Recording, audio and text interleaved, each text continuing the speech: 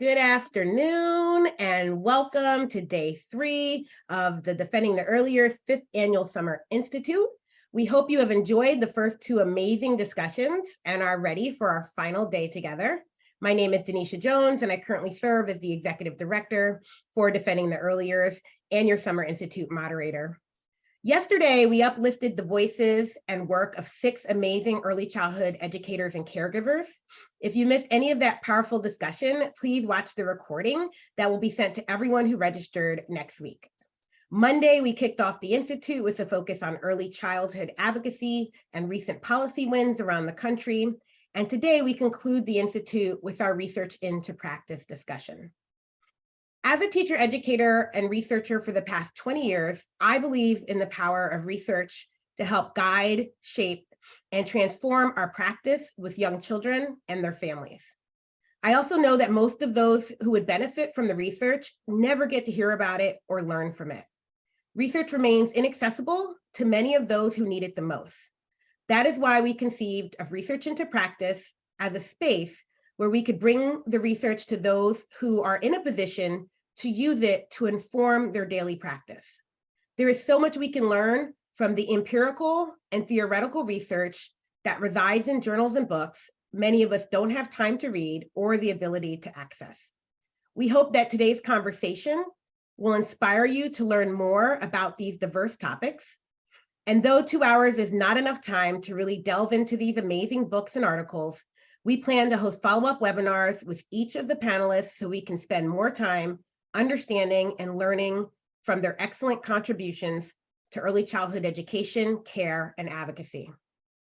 Now for a few logistics. We are recording the webinar each day and we'll send you a copy of the recording to everyone who registered. We are also streaming live to our Facebook page. If you would like a certificate of attendance, please complete the form included in your daily email and being shared in the chat by Friday, June 30th. You only need to submit it once for all 3 sessions, and we will email out the certificates next week. You can also provide us with your feedback on the form, so please complete it today. At the end will be time for a Q&A, and we ask that you please use the Q&A feature on the bottom of your screen to submit your questions. We encourage you to use the chat to dialogue with each other and begin by an introduction, sharing who you are, your pronouns, and where you're from, and to continue the rich discussion with each other about what you're learning and hearing and thinking about in the chat. But please place your questions for any of our panelists in the Q&A. You will see a little thumbs up by the question, and if you can click on that, that gives it an upvote, and we will take the most voted questions to begin with our Q&A later today. We now turn to our first research discussion. Published in 2022 by Teachers College Press, Childcare Justice: Transforming the System of Childcare for Young Children is an edited book that serves as a departure for starting a movement of hope and possibility for an anti-racist childcare and early childhood education system. The volume disrupts mental models regarding where the work of early childhood care and education began with enslaved African women and how the stigma of that beginning relegated present-day childcare workers to a low-status, low-wage field of practice. Today, we are fortunate to hear from one of the co-editors and 2 of the contributors, as I was fortunate enough to be invited to contribute a chapter to this important work. Maurice Sykes, author of Doing the Right Thing for Children, 8 Qualities of Leadership, and Childcare Justice: Transforming the System of Care for Young Children, is the executive director of the Early Childhood Leadership Institute and a senior associate at M. Russell and Associates in Washington, D.C. He was formerly an associate director at the Center for Urban Education at the University of the District of Columbia, my alma mater, 2-time alma mater, where he received the Marjorie Holloman Parker Distinguished Educator Award, and was recently inducted into the DC Hall of Fame Society for his numerous contributions to the field of early childhood education. Iheoma Iruka, PhD, formerly the University of Miami, is a researcher professor in the Department of Public Policy and the founding director of the Equity Research Action Coalition at the Frank Porter Graham Child Development Institute at UNC Chapel Hill. Dr. Iruka is leading projects and initiatives focused on ensuring that minoritized children and children from low-income households are thriving among the intersection of anti-bias, anti-racist, and culturally grounded research, program, and policy. She serves on numerous national and local boards and committees, including the National Academies of Science, Engineering, and Medicine, and the American Psychological Association's Board of Educational Affairs. I want to thank both Maurice and Iheoma for joining me now for our discussion on childcare justice. You can read more about each of them and their bios, which are being shared in the chat as we speak. Thank you guys so much. We all participated in this book, but we want to start with Maurice because this was your baby. This was your idea. You got together with Kyra and you said, we're going to do this. And I know you have a story about how this all came together, which I've heard, and it's great. So can you share the incident that led you to take on this book project with us? Well, sure. But at first, I want to thank you, Natacha, for inviting us to be a part of this wonderful experience.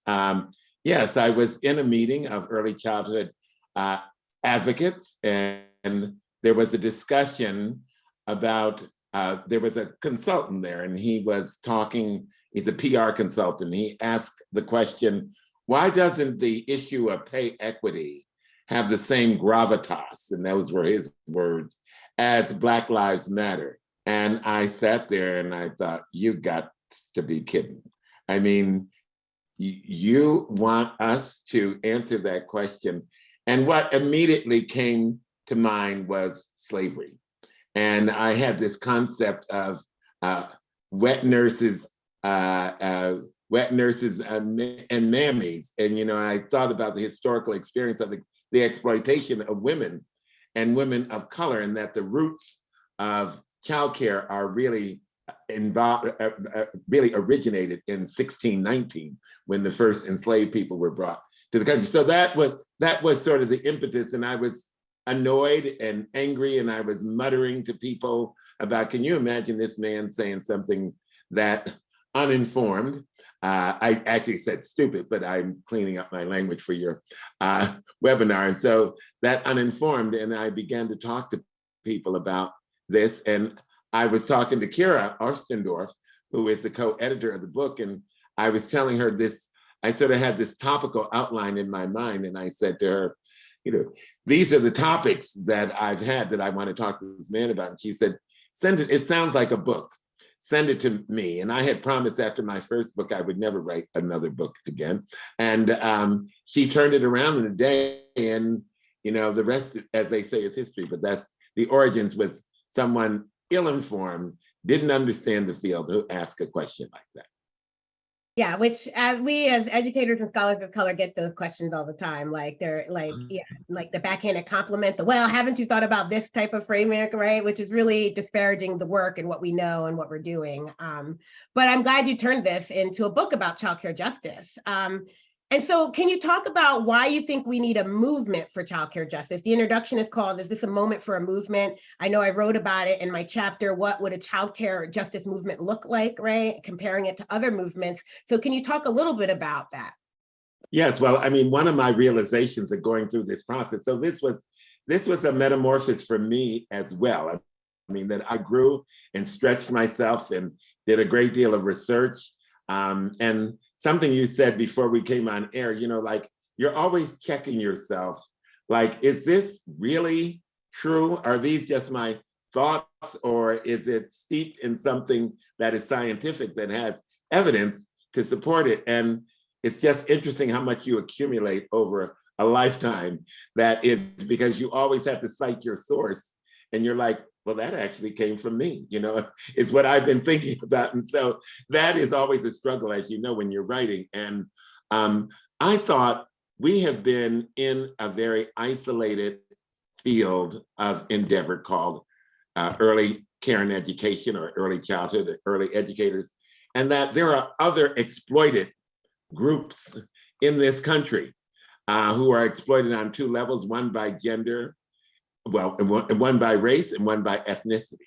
And that what would it look like if we moved from our silos to sort of a united demand for pay equity, for raising the status, because basically we're in a low status, low wage industry, but there are others.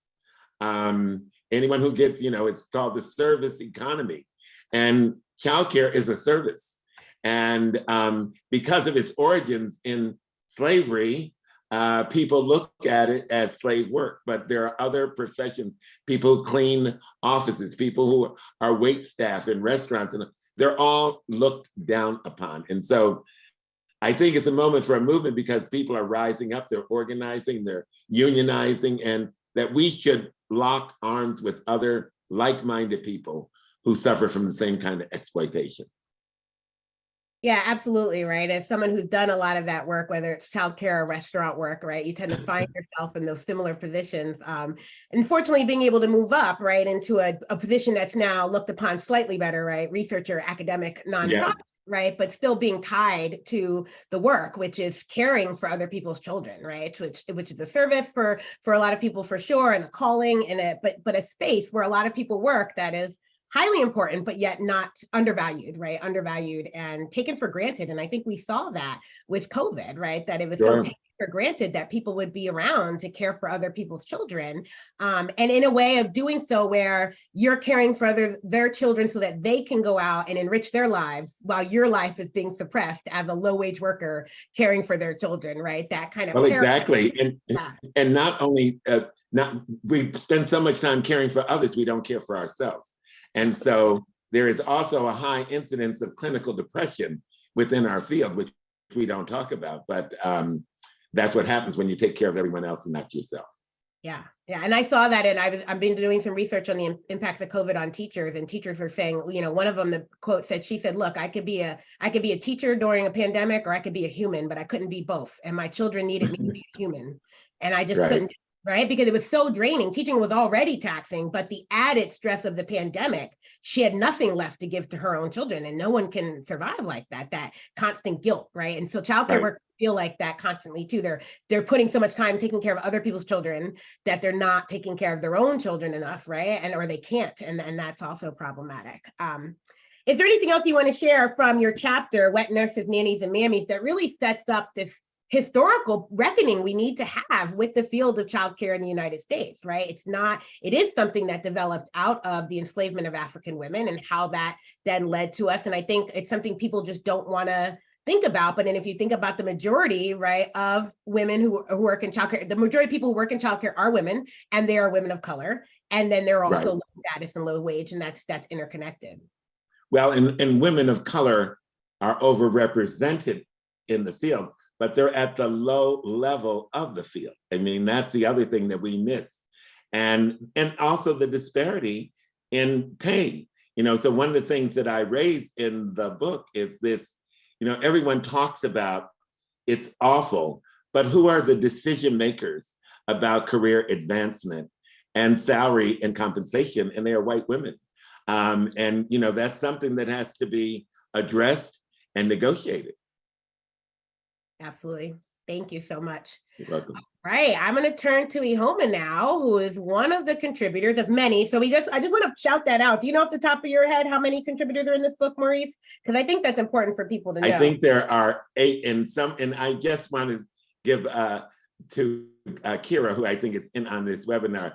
So one of the things she said to me, because she was the editor of my first book, you should get guest authors to contribute to the book. It'll be less work for you. Ha, ha, ha, ha.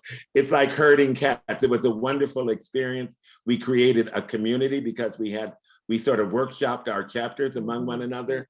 Yeah. And it extended my network of colleagues. Some people I knew, I met you I knew you, but in this arena. And so there were new people and old people, old friends and new friends who we connected with. Iheoma. Yeah, I really enjoyed working with you. It was great when we had those workshopping meetings. I've never experienced anything like that. And so that was a really neat way to get to hear from other people and their work. And so, Iheoma, you were part of the process. You have a lovely chapter from pedagogy of poverty to a richer, and it's like an acronym, right? RICHER framework. And I would really love, I'm so glad you could be here. I know we wanted you on the Institute. Maurice has been on the Institute before, in case you guys don't know. He is one of our national advisory board founding members of DEY, and he's been on before. But Iheoma, I've been trying to get you on, and I'm so happy it worked out this time. because I know we've talked about your work. We talked about your work at UNC Chapel Hill, kind of looking at one of those seminal studies in early childhood. Yes, Abecedarian. Yeah, Current you were like, Abecedarian. I'll go back and look at that. And we were super excited because you were doing that at the place where it was started. So obviously they are supporting your efforts to kind of relook at that work. And then I got to work with you on this and see your chapter. And so can you tell us, I mean, I know because I have to like warn my students about anybody who talk about pedagogy, what is the culture of poverty, stop that nonsense, right? Like we don't talk about culture in those terms, but I'd love for you to just give everyone a little bit about what is the pedagogy of poverty and what is the framework that you're proposing that we should be using. Absolutely. First of all, I want to say just thank you, Denisha, for just creating this space that we can really engage in together. I mean, I think it's such an honor for this is your 5th year. So again, thank you, especially, you know, in this time when there's so much happening around issues of racism, even much more so in a different way. So I really appreciate you creating this platform. And of course, to Maurice, just for exactly herding us cats and dogs and alligators and all that kind of stuff, for creating this I think important sort of work, right? Especially if we think about where we are now with early care education, really still dealing with the pandemic in many ways. We're seeing the childcare sort of early childhood education is sort of continue to sort of find its space, right? There's still a lot of turnovers, even much more. We have mental health issues from the children, the families to provide. I mean, there's a lot happening. And of course, it's not shocking when you've underpaid and extracted so much wealth from a group of people. And now they're like, I'm tired, right? You have taken all that you can take, my mental health, my wealth, I have nothing else to give. And they're like, I'm done. So it's not surprising that we're going through this sort of challenges in our early care education ecosystem. But I think it's important that we don't sort of try to like patch it together, right? Because right now we're seeing this attempt to kind of like, let's patch it together, let's bring some money in and close off some of the loops. But I think with this book, and I think really the beautiful framing that Maurice, brought is really that we have to transform it completely, right? It means that we have to take a hammer and sledge, which I know is really hard to do. But I think this book is trying to call for that sledge. And I think for me in particular, the chapter that I led, and again, I would say Maurice, he was a co-author on all the chapters. So that's definitely in my chapter. And I really appreciate that. He doesn't take credit for it, but I appreciate it. But really, and he actually really, I think, really brought the forth, right, the idea of the pedagogy of poverty with Martin Haberman, right? And in that, for those who don't know, Martin Haberman sort of talks about 14 acts of those who to particularly teach in urban settings that happen to be a lot of people of color, that happen to be a lot of Black students. And in that, he sort of articulates like 14 things that you often see in a lot of these spaces, like giving instructions, giving directions, giving information, giving grades, giving tests, giving, doing all this just very direct, trying to feed you and fix you kind of things in many ways.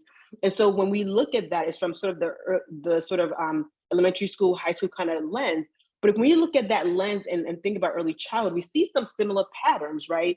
We see in many early care education programs that serve children living in poverty, Black and brown children, children with disabilities, we see a similar kind of pattern where there's a lot of obedience, right? Like walk in this line, sit in this way. You must show that you know this, letter and numbers. And so it's all this discrete kind of push. We even see, in especially in classrooms that are serving Black children, where a lot of the curriculum is actually low level. It doesn't incite or excite, right? It doesn't really enrich the soul. It just says, prove to me that you know your ABCs and your colors. There's not a lot of space for questioning and all those richness we want to see in classrooms. Children aren't fully involved in sort of, being curious about the world, being curious about sort of fairness and equity and justice. They're not planning their day, what they're going to be doing. So the idea of pedagogy of poverty is that we try to do all this fixing of children in different ways. And what Martin Haberman kind of talks about is how do we kind of move forward in better teaching that really honors the fullness of children, that really honors the kind of lives that they're leading, that really honors and gives justice to their inquiry and their mind. And so you have sort of his sort of thinking. And for me, I sort of brought in the richer framework. And so with the richer framework, you read about it in this particular book.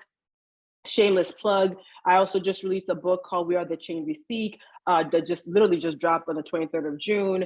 And so, but in this particular book, we talk about the richer framework, which I developed a couple years ago, because there's this idea that, for example, Black people, we are economically, we have low wealth, right? That is facts and all the above.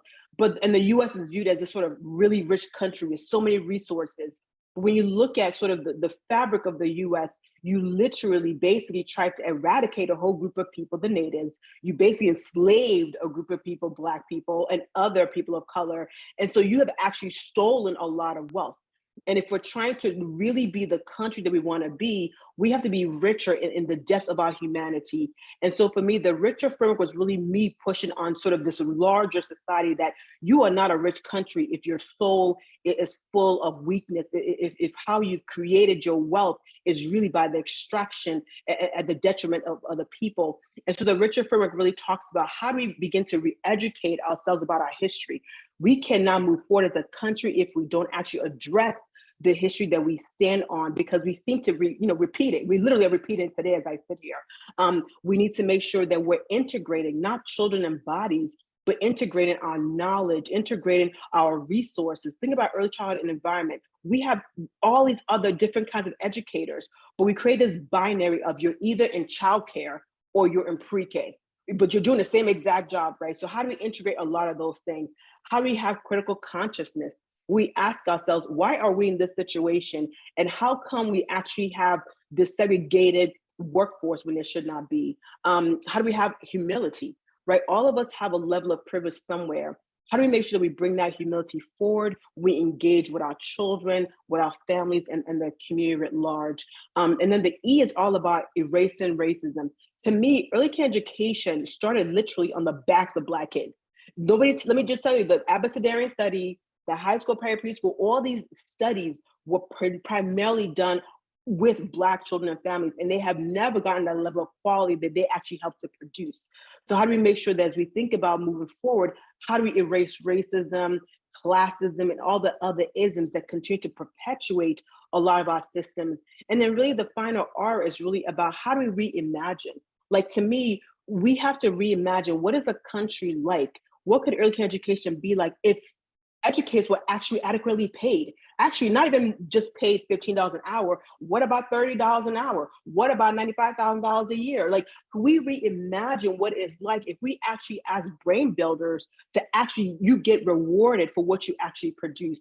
And so the framework is really to sort of push us into more of this idea that we need to ensure access to human dignity and also the sovereign mind. We cannot just sort of continue to go about our business like everything is okay, without really going through a level of history, a level of humility, and really a level of reimagination about the possibilities. And so I hope that my chapter helps to sort of say, we can do this, but we have to know what we're doing it for, and sort of the undercurrents of the pedagogy of poverty that really exists in early care education.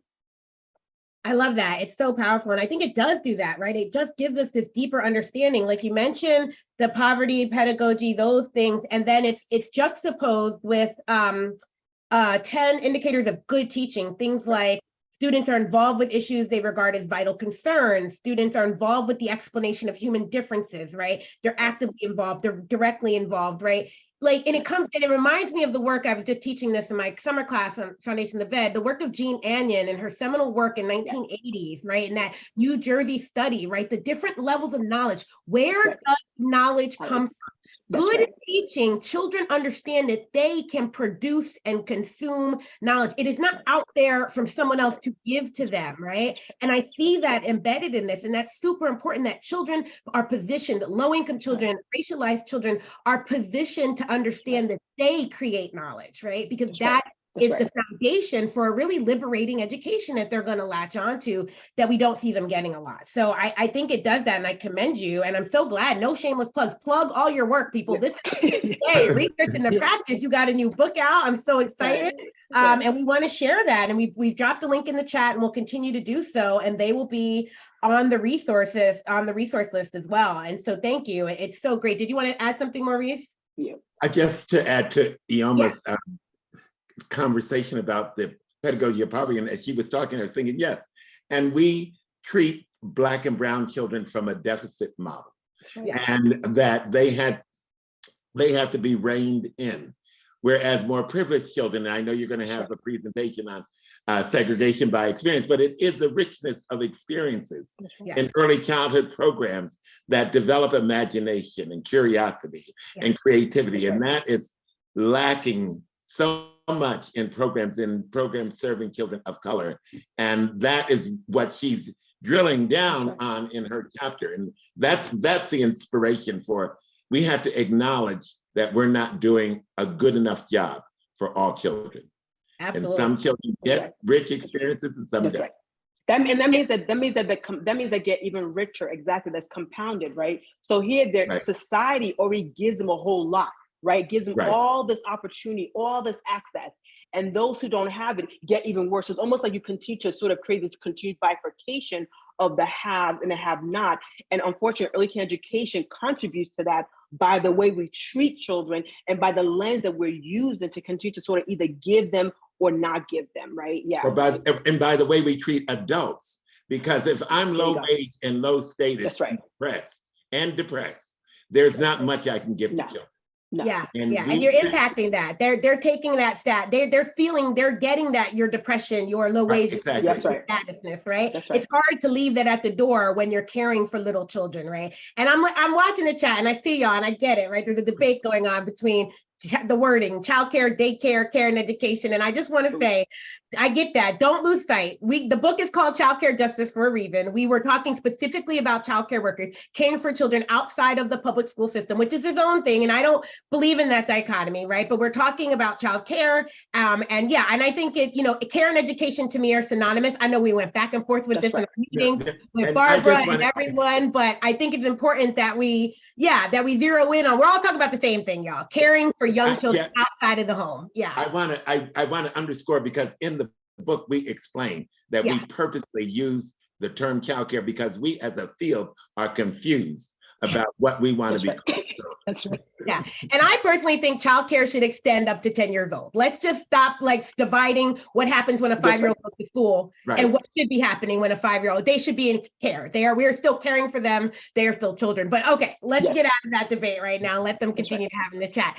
I do want to talk briefly about my chapter, which is slightly odd because I'm the moderator, but I was really excited to be included in this book. But I will say I struggled, Maurice, right? Maurice and Kyra came to me and they were like, we want you to I can't remember the exact framing, but I felt like I had to compare the work of Black Lives Matter at School with NACY. And I was like, whoa, I don't know if I can do this. And I kind of struggled. And I said, well, I don't think I'm going to be really positive on what I say about NACY, which, it's a challenge because they are our professional association and I am a member, but they do leave us short on some things, right? And so I was really nervous, and you and Kyra encouraged me to just kind of write it and do the best I can, right? So I called the chapter Childcare Justice, Lessons from #Black Lives Matter, and really set out to make the argument that so first of all, I work with Black Lives Matter at School, not necessarily Black Lives Matter. It grew from there, but it's a separate organization. But I start out by telling the history of both and kind of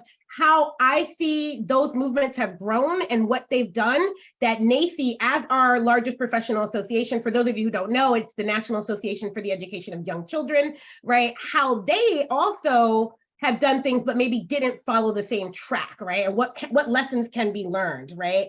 So after going through the history of both Black Lives Matter, how it started after the murder of Trayvon Martin, and how the 3 Black queer women kind of got together, started the hashtag, and it developed into this movement. And so I talked about the need of a vision that begins with naming injustices, right? I feel like, and I went through 2 main NACY documents when I was going through this, right? Their Code of Ethics and their Developmentally Appropriate Practice Statement.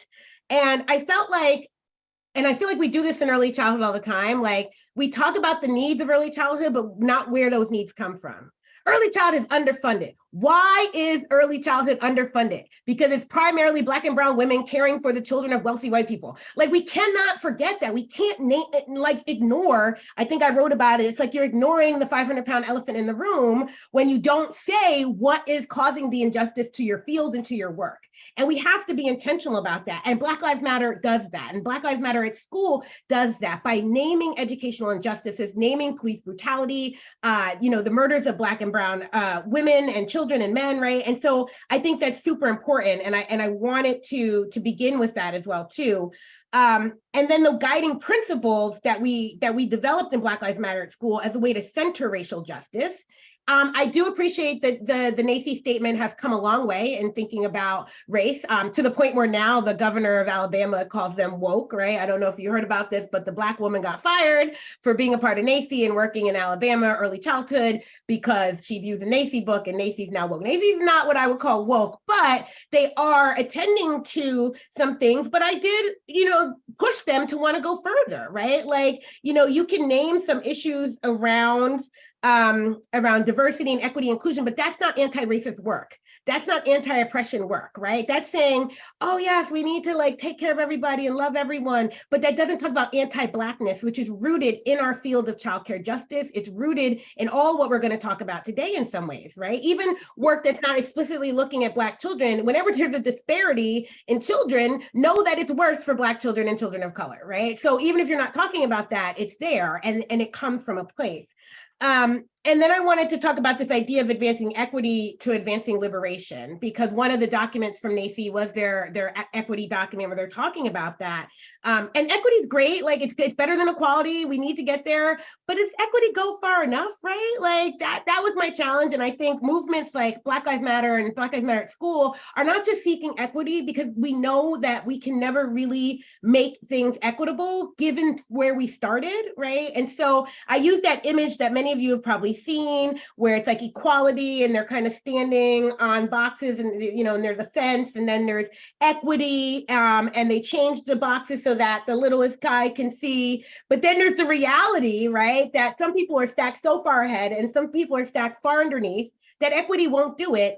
And then there's liberation, where we remove the barriers, right? And so what does it mean in childcare work to pursue liberation and not just equity, to tear down the barriers that have historically harmed our profession and to push us forward? And so that's kind of the argument that I made in that chapter, and I hope comes across, that a movement for childcare justice must name the injustices, it must center racial justice, explicitly thinking about anti-Blackness, decolonization work. I mean, look what's happening in Canada. And I'm sure if we start surveying the land, we're going to have the same things, right? But with the boarding schools and the number of bodies that they're finding, right? That was a practice rooted in early childhood that separated children from their families because they were indigenous to this country, and many of them died as a result, right? And if we're not willing to confront that history, then we're not going to have a movement for justice or a moment, right? Because we're going to continue to ignore what was happening and what continues to plague the field. So that's my take on the book. I wanted to throw that out there. I hope that people have a chance to get into childcare justice. There's so much more work than this. We weren't sure how many people to invite to talk, but we do want to do a follow-up panel with everyone, or as many of the 8 to 12 contributors we can get, so we can just have a 2 hours just devoted to talking about this work because it's super important. And I'm going to bring you guys back. We're going to do a whole group discussion, but I do want to transition. Oh, and I forgot to mention, Iheoma's chapter starts with a quote from Segregation by Experience, which we're going to talk about next. How great is that? That is just, I didn't even realize transition. that. Yeah, it's the perfect transition, and I didn't realize that. So thank you so much, Maurice. Oh, and Heather Bentley, the early childhood nerd, is going to invite us all to her podcast too. If you haven't been on before, I just was on, and it was a great podcast. Thanks, Heather. I saw it in the chat, and I'll make sure you get everyone on. All right, so now we're going to talk about another one of my favorite books, Segregation by Experience, Agency, Racism, and Learning in the Early Grades. So I was invited to be a discussant on a panel at a social studies conference when Jennifer Keys-Adair asked if she could just send me the book in place of the paper, which is what you normally send the discussant. And I said, sure. And I read the first chapter of the book, and I was immediately fascinated with this work. So imagine you spend a year documenting a Black immigrant teacher who's centering agency of low-income, predominantly Black and brown children in a first grade public school classroom. And from those observations, you create a 20-minute video to share with others during your type of a focus group interviews. How would you expect other teachers, other parents, and even other children to respond to this video? Well, in a word, what happened here is that they struggled, right? Educators admired the teacher in the book, Miss Bailey, but didn't think her practices would work with their own Black and Brown students, though they taught a very similar population to Miss Bailey. Parents of color, many of them immigrants, similar to the children in the book, liked many of the practices they saw, but worried that they would compromise their children in the long run, like it wouldn't help them get ahead in the American school system. And the young children, another group of first graders who were very similar to the group of students in terms of racial diversity, economics, right? They viewed the film and they thought the kids in the film were loud and behaved badly because good learners were quiet, still, and obedient. As a result, Jennifer and her co-author uncover how much our expectations of children of color affect what and how they learn at school, and demonstrate how some children receive a sophisticated, dynamic learning experiences while others are denied them. So Jennifer Keys-Adair, PhD, is a professor of early childhood education and director of dynamic innovation for young children at the University of Texas at Austin. A trained cultural anthropologist and former preschool teacher, Dr. Adair works to understand the impact of racism and white supremacy on early schooling experiences of young children. I'll let you read more about her bio in the chat. And now I want to introduce our guest, Natacha Jones, is a PhD candidate in early childhood education at the Department of Curriculum Instruction at the University of Texas at Austin. Her research centers on brilliance, joy, ingenuity, multiplicity, and range of capabilities young Black children demonstrate as they engage in knowledge making and various other community engagements in the school. So I want to welcome Jennifer and Natacha. And before we get into this amazing work, for those of you who have read this book, I want to note that Natacha is Miss Bailey from the book. And we are just so honored to have you both join us today. And that quote, I just was looking at Iheoma's chapter and I'm like, yep, she has a quote from the book right there to start her chapter. It's just an amazing tie-in to what we're going to talk about next. So as you know, I'm riveted. Like I got really into this. I made it required reading for my emergent curriculum class a couple years back, got my students all into it. They loved it. It's just a really engaging and illuminating story. One, because you get to see agency in action with Black and Brown children, that's great. But then you get to see the struggle of how we, and I say we as teachers of color, teaching these children, right? That was the whole thing I love to tell my students. It wasn't like angry white teachers saying this isn't going to work, right? It was people of the same demographics not really getting it, not really understanding why it was important. So I want to start with you, Jennifer. Can you begin with a brief overview of the study that led to the book? Sure. Denisha, thank you so much for having me and Natacha. And Natasha is really the star of this book, so I want to make sure we have enough time for her. But I really appreciated the conversation that Iheoma and Maurice and you, Denisha, were having before, and it's an honor to be here and hope we can continue all of this. So before I start, I think in context of what we've been talking about, and before I talk about the study, if it's okay, I just want to acknowledge that for everyone that's on here, if you're skeptical about a white woman talking about racism and white supremacy, you absolutely should be, and you should just stay that way until you feel comfortable. So you may never feel comfortable with me talking about it, and that's absolutely okay. White people, we have made a mess of talking about this stuff. So I hope that there's things that I say that are validating, and I hope for those of you that are white can feel pushed by what I'm talking about. So I just want to put that out there that if you're feeling like, I'm not so sure, absolutely go on feeling that way. You deserve to feel that way. So this study actually was, the study took about 9 years total, which I wouldn't recommend. That's a super long time to do this study. But what we were really trying to understand is how Black and Brown children use their agency in school settings. And the reason that we were really interested in this is because agency seems like a foundational part of development, but it is rarely talked about. And especially 15 years when we started, people were not talking about agency this way. And so we wanted to know, okay, well, when Black and Brown children get to use their agency, which it seemed like they rarely did in school settings, what do they use it to do? Like, what kind of capabilities do they demonstrate? Like, what happens? And so the other part of this was this idea that agency is really linked to liberation. It's linked to sovereignty. It's linked to empowerment. It's linked to a lot of these things that we say we want for children, but then our actions don't always match up with the things that we want for lots of reasons, some of which were talked about before. So before we kind of share a little bit, and we actually have a video from the study to show you, and also a few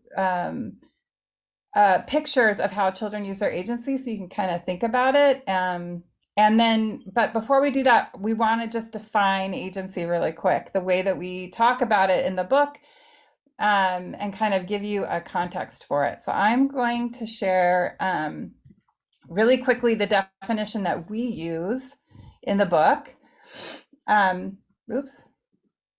So we define agency as the ability to influence and make decisions about how something is learned or what is learned in order to expand capabilities. And the reason this definition becomes important is because children don't need to be in charge all the time. That actually doesn't feel great to a kid. But this ability to influence, to be able to follow your interests, to have things that you're curious about and that you can use your initiative to figure out, ways that you can start conversations, tell stories, share things that are important to you, talk about your lives outside of school, and have them be validated, have them be listened to, have them be built upon. All of that stuff goes into agency. So this ability to influence and make decisions about your learning in order to expand your capabilities. So instead of development being like a linear thing, like I'm going from A to B, development in this sense is like expansion, like branches on a tree. And if you think about it that way, you need agency. Those experiences that you have using your agency is what actually expands your capabilities. And that really goes back to what Iheoma and Maurice were talking about earlier. This is also really important to say, because we rooted this work with Black and Brown communities in the United States.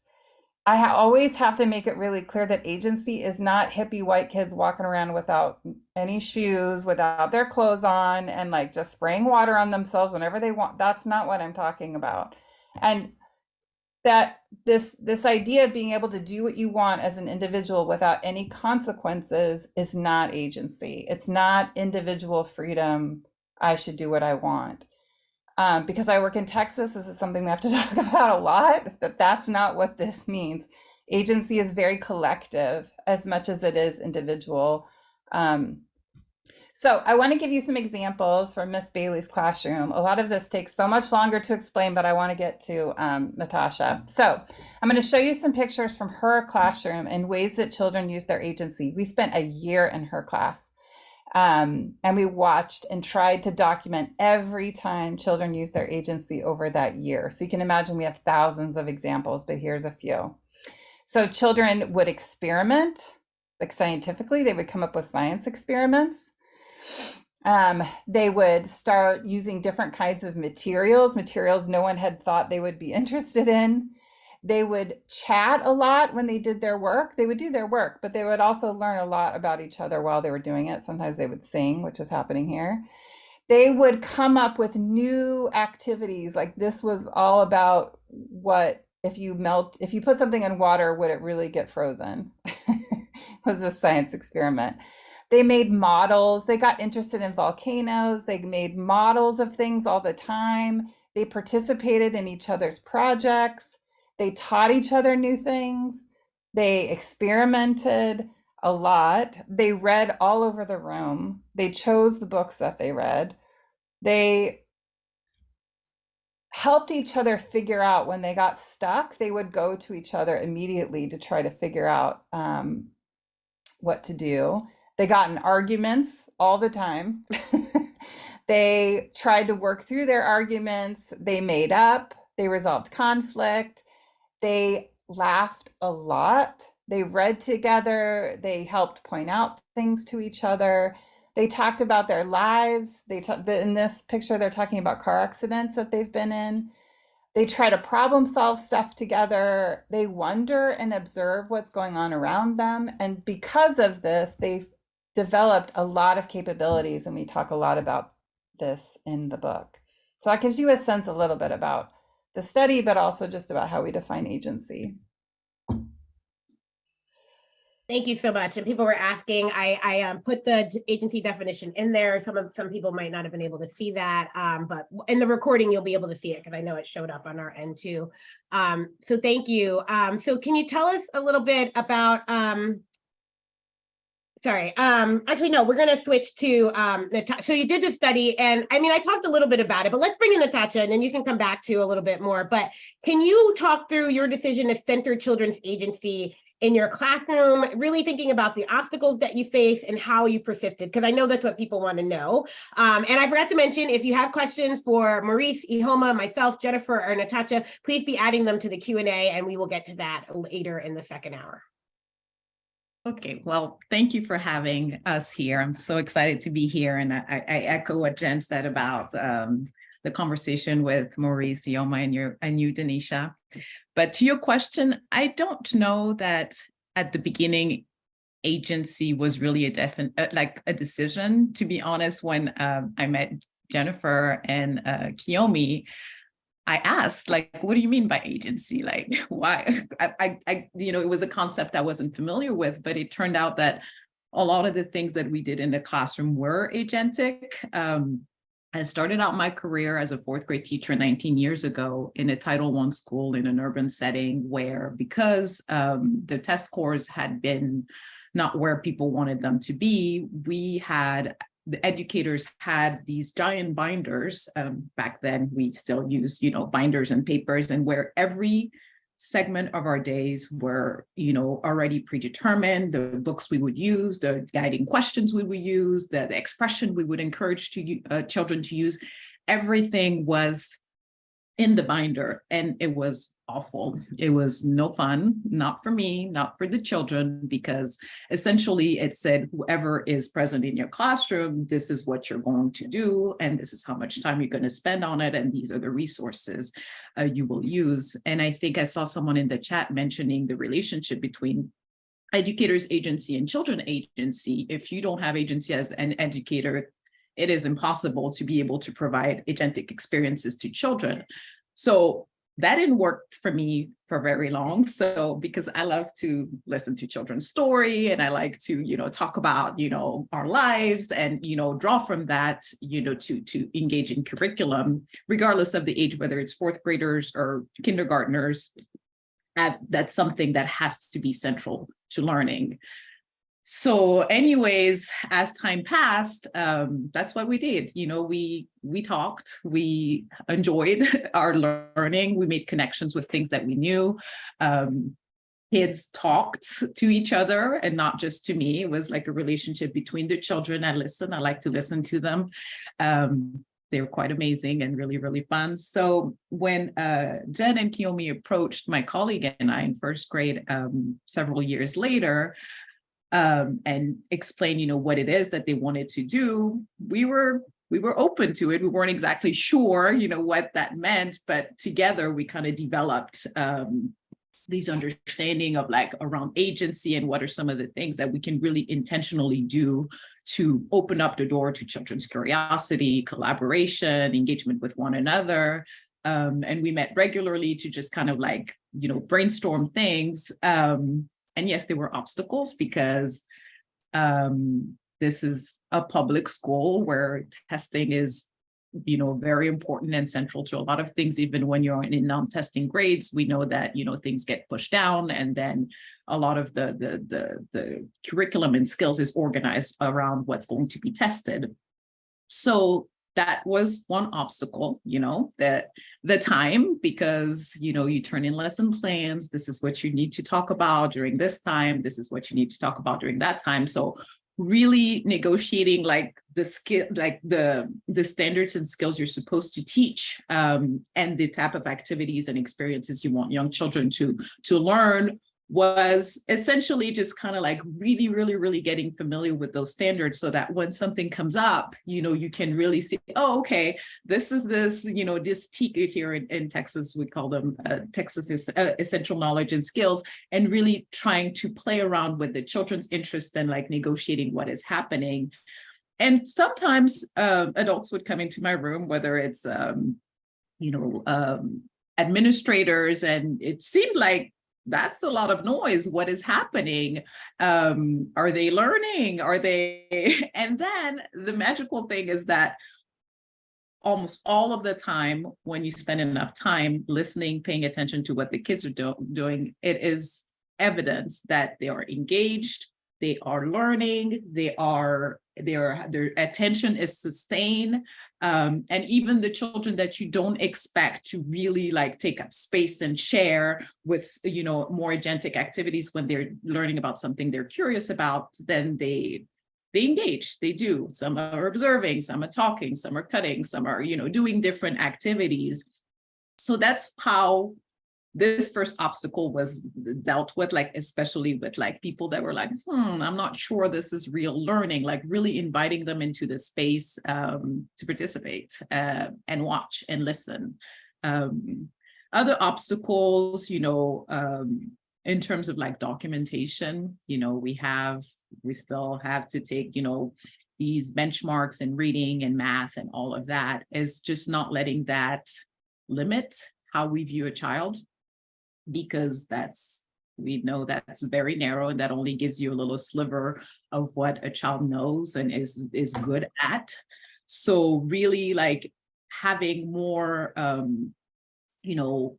qualitative observations, things that you can share with your administrations, but also with the families, our parent-teacher conferences. Most of the time, it's not about just me as the educator telling you what you need to do with your child, but also sharing about the wonderful things that they're interested in, the things that they're bringing from home, the capabilities maybe that they have that other children don't, that are particular to their context, and having like this exchange between all of the adults that make decisions about children, and like having this like dynamic conversation between all of the people involved. And another obstacle is the noise, because, when I started my teaching career, I was under the impression that a good teacher has a very controlled space where children are quiet and they're listening to everything that you're saying. And, they only are spoken to when they're, talked to. But most of the time, you can be completely checked out and, be super quiet and compliant, but not really be listening or learning or engaging. So I don't have much problem with, the noise level being a little loud, but that's not the case for everyone. So sometimes that can create the illusion that it's just, they're not learning. But in fact, once again, inviting these skeptical people into the space and like, go listen to what they're talking about, or to what they're debating, or what they're even arguing about. And we're not just talking about, the knowledge and skills and the standards, but also these social emotional skills that we talk about all the time, and that we teach children, but don't give them time to practice in real life situations. The way they solve problems, the way they take the time to really listen to one another, the care that goes into it, and not just reciting this, okay, I'm sorry, and then, you're still mad, but, the adult told me to apologize. So although we had obstacles, I could talk about, a lot of these things for a while, but in general, trial and error, really, really getting super comfortable with, the tools that we're supposed to use, but also like negotiating how you can combine both so that it's joyful for everyone, for the educators and the children. Yeah, I face that a lot. I'm a loud person in my class. My kindergarten classroom was a loud, loud space. And I used to tell the kids, I'm like, your teacher's not coming back again because they were too loud in here. They're like, but we're learning, Miss Jones. I said, yeah, but how do we get them to know that? Because all they hear is the loudness and they don't hear the learning that I see is happening. And so we had to work on that for my observation. Oh, I brought the kids into it fully and was just like, if this observation doesn't go well, I'm not coming back, right? And so they were destined to make sure the learning was witnessed above the noise, which is hard when you're 5 and really into something and you're not thinking about the noise the way an adult is, right? Yeah. Like that's just the nature of it. Yeah, thank you so much for sharing that. I think it's great. I know some people in the chat have said they read the book and it changed their life. And if you haven't, I really hope you do, because it's just so great to see it and hear it like in action as you're reading it. But it's more than just the agency, right? That was great. You were there, Jennifer, you captured it, but the research led to more. So can you talk about what is meant by segregation by experience and how you got there from this work that you did with Miss Bailey and her first graders? Yeah, this is when I start getting less nice. It's a hard turn, but it's super important. I'm going dark. Yeah. So we made a film in her class and we took it to over 250 adults and children, teachers, principals, district administrators, superintendents, as well as 100 young children. We also showed it to parents. And when we showed the video, parents and teachers and educators, I put all the educators in a group, including administrators, when they watched the films, they really liked the practices that they saw. The educators, with 2 teacher exceptions and 1 superintendent exception, 1 administrator exception, thought that the practices were really best practices. That's what the term they kept using. But that it wouldn't work with their kids because their kids weren't ready. And the reason that their kids weren't ready was usually a racialized reason. So the rationale for not offering practices you feel inside are best for children came because those children are poor, those children live in the city, those children, and we know poverty has a racialized, constant racialized connotation to it. So people feel comfortable saying poor, not what racial group they belong to, even though they're putting them together all the time. And then they'll say things like, well, their parents are immigrants, their parents are too busy working a whole bunch of jobs, their parents don't speak English. Like there were a lot of rationales, and those rationales all had to do with race. So that rationale for not offering what you believe is best practice became at every single place we went to, every single site, who didn't know each other, who hadn't interacted, were giving the same racist like ways of looking at the situation, the rationale for why you shouldn't give children agency. What they would say is as soon as children earn it, as soon as children prove they're worthy of it, we will offer these practices. I don't think this has anything to do with educators. I don't think this has even anything to do with administrators. I think the system is set up only recognizing the personhood, the agency, the worthiness of white children, of white privileged children, white abled children, white gender showing up in whatever normalized way people want, that way, in the ways that the dominant society wants. If that, those children deserve agency, but everyone else has to prove that they're worthy and they have to earn it. And that obviously comes from white supremacy, that comes from these oppressive ways of taking away freedom and insisting on control. So the part about the part that we kept finding is this sense of personhood, that the more sense of personhood that you have of children and families, the less deficit thinking you're going to have, and the more agency you're going to offer. And by agency, again, I don't mean doing whatever you want. And I don't mean child-led, and I don't mean Montessori, and I don't mean child directed. What I mean is children are having an influence on what they're learning and how they learn something and how they demonstrate knowledge, that who they are collectively and individually has something to do with their everyday schooling experience. And I can tell you, not just from the study, but just to find Miss Bailey's classroom, it took months to find her classroom. Months. I went to so many classrooms, and to find a classroom where kids were not brown and black kids. I could find one where white kids weren't doing this, but to find a classroom serving black and brown communities where children were not walking without their hands behind their backs and bubbles in their mouth, and they had to have a certain like amount of space around them, and they walked on a line in the classroom or in the hallway. To find a space like that, they weren't having to do that, took months.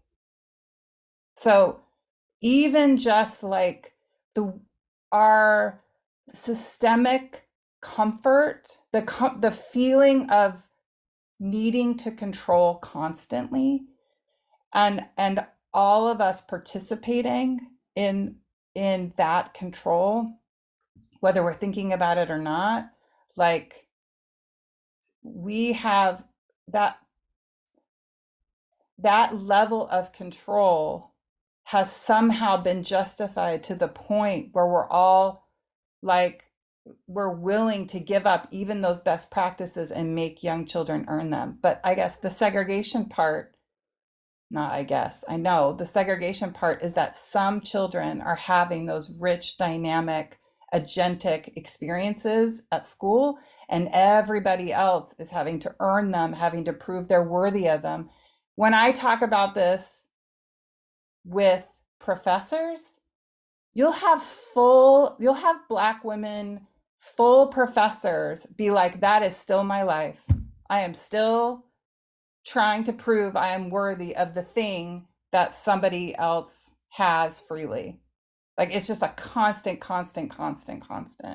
But I don't like that is happening when they're 3 in their classroom space, by that some are having these kinds of learning experiences and other kids are not. It doesn't have anything to do with curriculum, doesn't have anything to do with the program or, the bot or the approach or anything. It has to do with, do we see children as full persons? Do we see them as full human beings worthy of using their agency to develop and expand? Or do we think they have to earn it? Do we think they have to? So that's kind of where this segregation idea, and for so long, I think in early childhood and care, we focused on access. And what I started, and our whole team, we have a giant team of 15 now researchers. And the issue to me seems, yes, access is a problem and resources are a problem, but the actual experience of the child is really problematic, very segregated. And I think for me, it ties back into that equity liberation, right? Like we've gotten to equality. Equality wasn't helping those children. We got to equity, and that's where we're at now. And people think they have access, they have equity, but we don't realize how they're not still liberated to have those same experiences that other kids are getting. And again, like you said, it's not I hear that to see the chat. It's not about Montessori. This is not about Reggio. This is not about an approach to teaching, a curricular approach. It's about letting children have a say in what's happening, right? A real say, a real input, a real opportunity to say, I want to look at this. We have a question. We want to pursue that question. Yeah. We're excited about this. Can we do this right now? Can we get into this moment, right? And have that space and do it. And it's hard, right? But it's important, right? And it's super important. I can keep going on, and go ahead. I'll let you. No, you're so right. And I was just going to say, when we work with school districts, and Natacha is a part of this work now, when we work with schools or school districts and they want to make big changes and they want to increase the agency that children and teachers have, one of the first things we've learned the hard way that we have to change or insist on changing is how teachers are evaluated. Yeah. Because like they're not able to follow, even in the evaluation or what's considered good, is not the teacher's ability to follow the children's interests or to change their mind based on what kids get interested in all of a sudden. So the personhood of the child is very wrapped up in the personhood of the educator, for sure. Yeah. But Yeah. it came out as a very racialized, segregated thing. And so no curriculum by itself can fix that. It's how do you feel about the child? Do you see the child as a full person? Do you see their families as worthy beings? Do you see their communities as um, as being completely capable, smart, and with having the full range of capabilities? So yeah, that is great. So we're going to come back. I know you have a video to share with us later, and I'm going to bring you guys back. And I definitely have another follow-up question for you, Natacha, but I just want to move along because we have one more researcher, and I think it's all related, right? So I'm going to hope the connection comes through. But I want to transition for a minute, and then we're going to bring everyone back to talk together about the three different research books and articles that we're talking about, and then we're going to do Q&A again. If you have a question for anyone so far, please use the Q&A function. I've seen a couple in there. You can upvote questions, and that's going to help us decide which questions to start with towards the end. But our last research guest is longtime friend of DEY and previous Institute panelist, Peter Gray. We at DEY were eager to read Peter's latest research article, Decline in Independent Activity as a Cause of Decline in Children's Mental Wellbeing, Summary of the Evidence, published in the Journal of Pediatrics with co-authors David Lancey and David Jorklin. Given the recent claims of the Biden administration that declared child and adolescent mental health a national emergency, Peter and his colleagues undertook a comprehensive review of the research to generate their thesis that links the decline in mental health and well-being with the decline in children's independent activity time, including unstructured child-led free play. Peter Gray is a research professor of psychology and neuroscience at Boston College, who has conducted and published research in behavioral biology, developmental psychology, anthropology, and education. He is the author of an internationally acclaimed introductory psychology textbook, which views all of psychology from an evolutionary perspective. He's also the author of a book called Free to Learn, Why Unleashing the Instinct to Play Will Make Our Children Happier, More Reliant, and Better Students for Life, which has been translated into 18 languages. You can read more about Peter in the bio being shared in the chat, but I want to bring him in to transition this conversation to that article that I just mentioned, because I think it's super important to everything that we've been talking about. So thanks again for joining us, Peter. I also use your book, Free to Learn, in my emergent curriculum. So they get it all. They get Free to Learn, Segregation by Experience. Now I got to find a way to bring in childcare justice. And I've got the trifecta of a course that I love to teach and get students really thinking about it in different ways.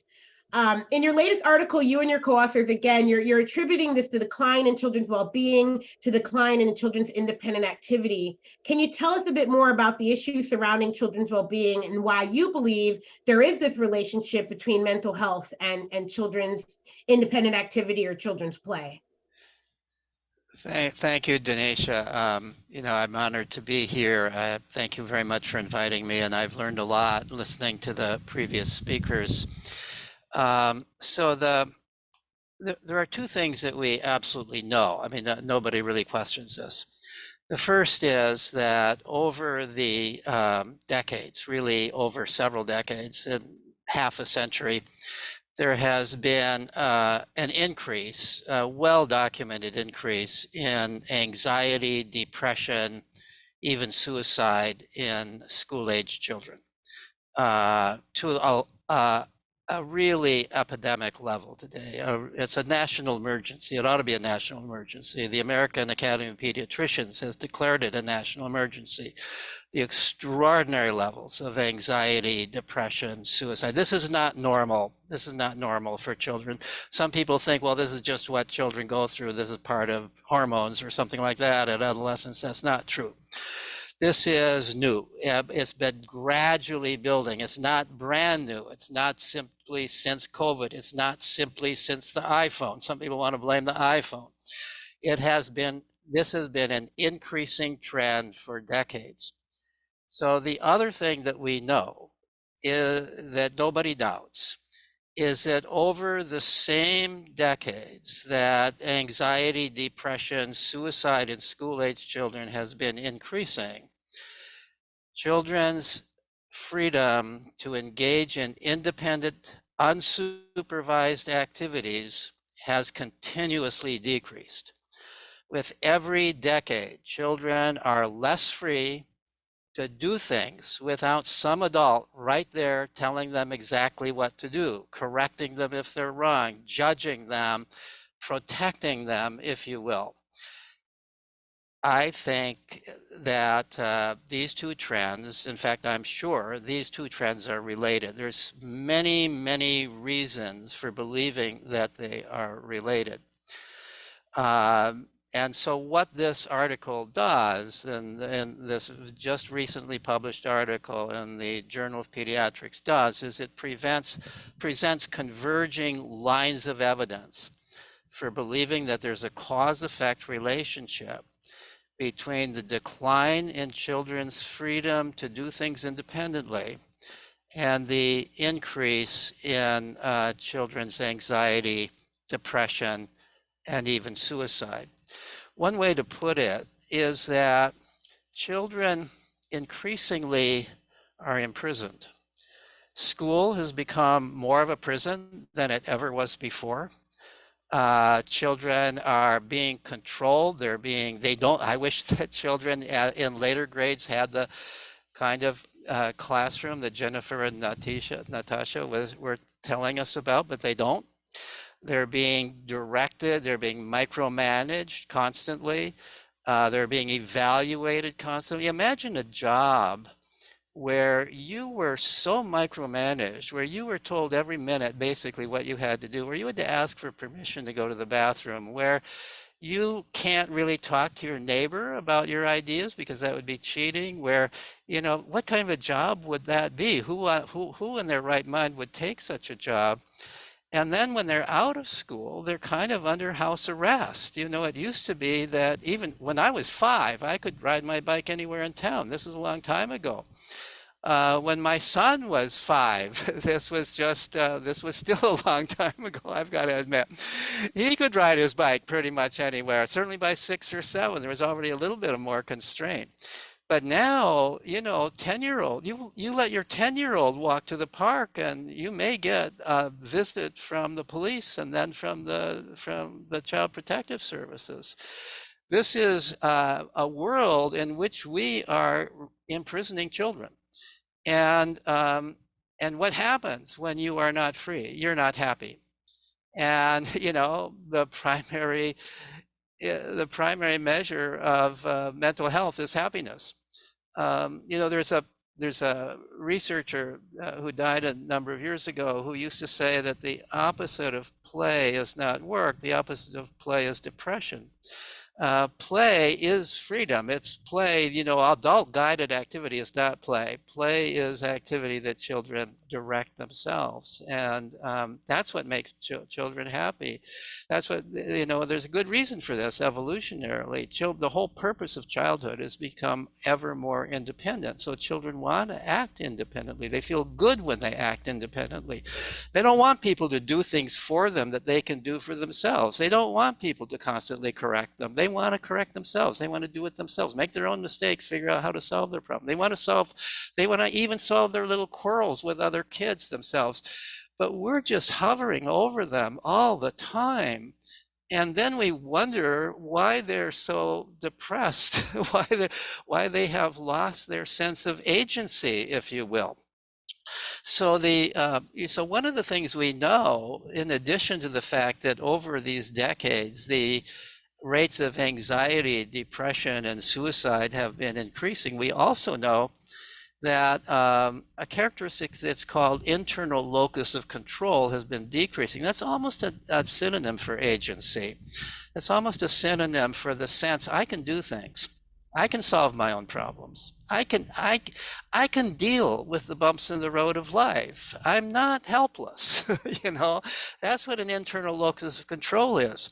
And there's actually a questionnaire that assesses this. Not, as far as I know, not for really little kids, but a questionnaire that assesses it for pretty much middle school kids through high school age kids, as well as for adults, the different questionnaires.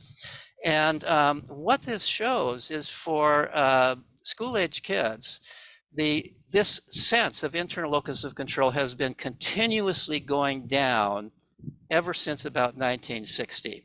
Over this same period of time that we have seen this increase in anxiety, depression, and suicide, the decrease in the ability for children, the freedom of children to do things on their own and learn that they can, we have seen, no surprise, the decline in internal locus of control.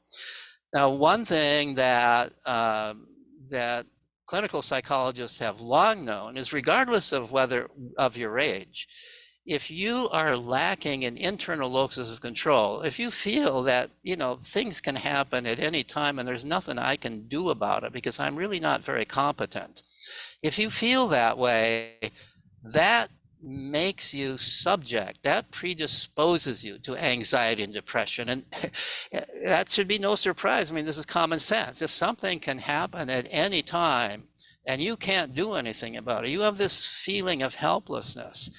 That's a very anxiety-provoking situation. And ultimately, it's also a very depressing situation. Depression is really ultimately a manifestation of helplessness.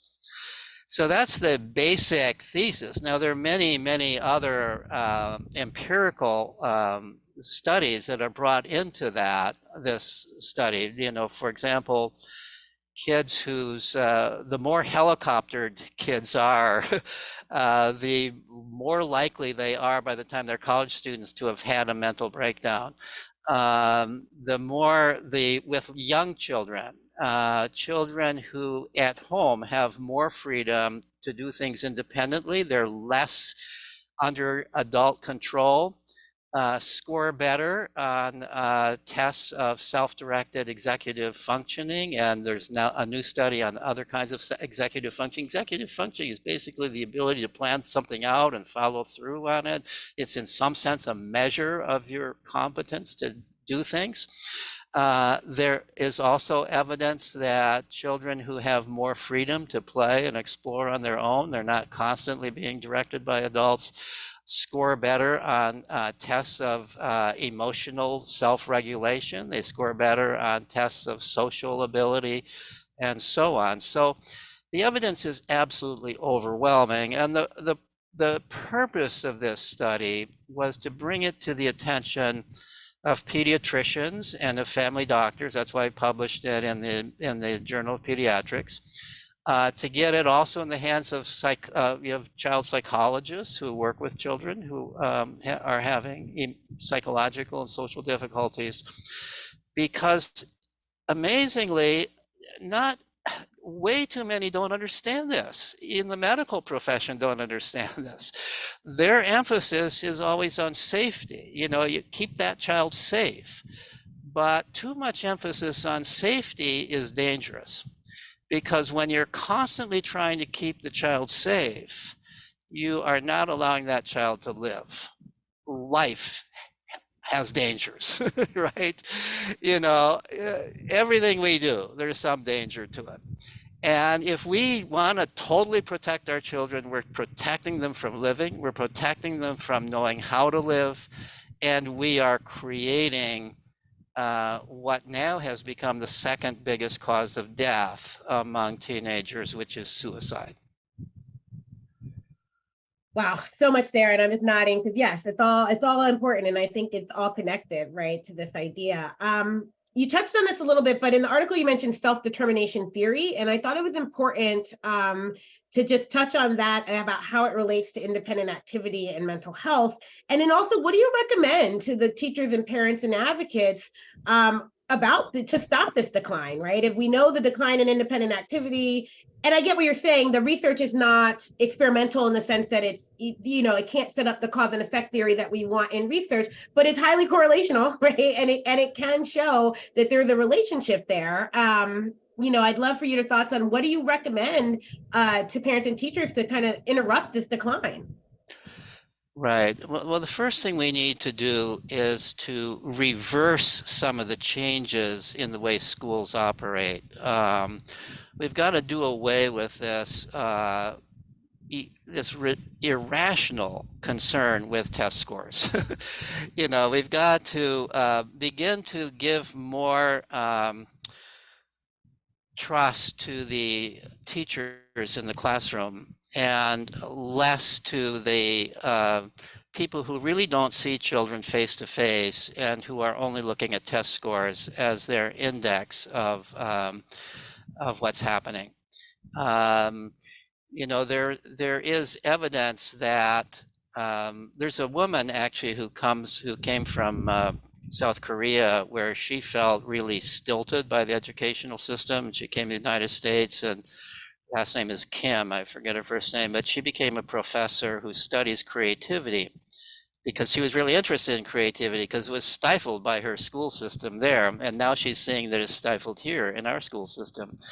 So she has produced data that show that the more emphasis we put on tests, the lower is the level of creativity of the children there. This is true cross nationally. It's true over time in this country. It's true across schools in this country. And we're living in an age where we need creative people. So, this is yet another index of the harm that's being done by this this focus on curriculum, the idea that everybody's supposed to learn the same thing in the same time, in the same way. It kills agency, it kills creativity, it creates a sense of, the only way that I'm being judged is by what other people think of me, how other people are evaluating me, rather than these are the things I want to do. This is who I am.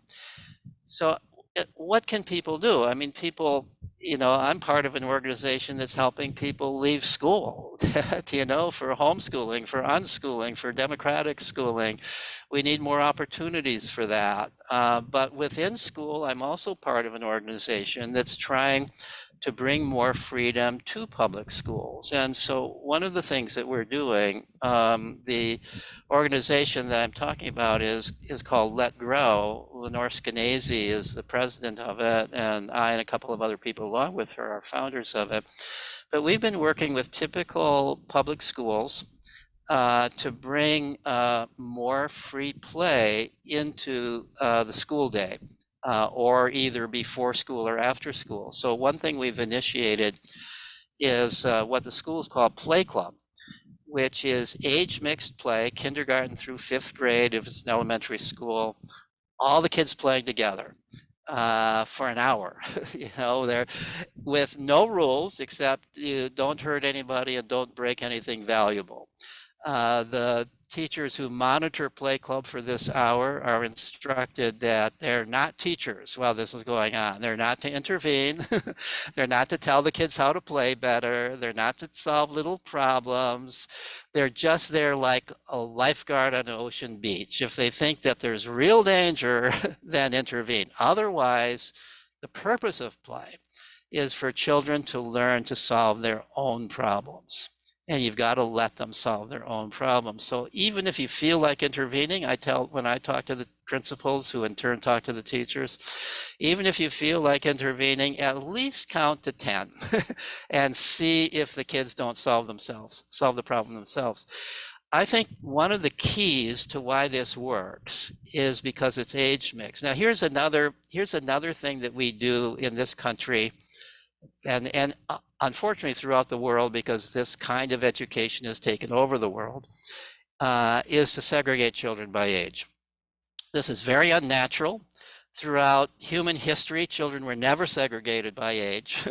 Little children were always around older children. They learned from older children. Older children love little children and gain from interacting with them. Little children love older children.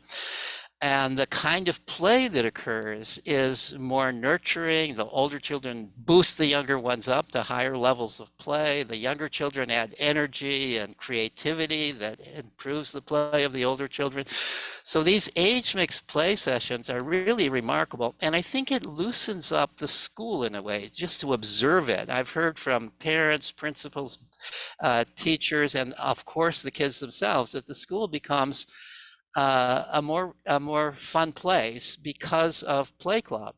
That the teachers get a little more playful. They get a little, and the kids feel more empowered to be a little bit more playful in the classroom. That kid who, and I've heard this kind of report a number of times, that kid who everybody thinks is a bully, because he kind of looks like a bully, and he's and in the classroom he's not very conversant, and he looks like he's got a chip on his shoulder. In Play Club, wow, he's helping the little kids. He's or that kid that seems kind of dumb in the classroom because he doesn't say much and so on. Oh, looks brilliant in the on the playground. So I think one of the great advantages of Play Club is the teachers who are monitoring are seeing the kids at their best. Kids are at their best when they're playing. We're all at our best when we're playing. The great Russian psychologist once said that in play, children are a head taller than they are otherwise. I think we all are a head taller and otherwise when we are in a playful mood and playing with one another. And so that the teachers develop more respect for the kids and more of a sense of, I can trust these kids. Let's listen to them instead of have them always be listening to me. So I do think that there are things that can be done in the regular public schools.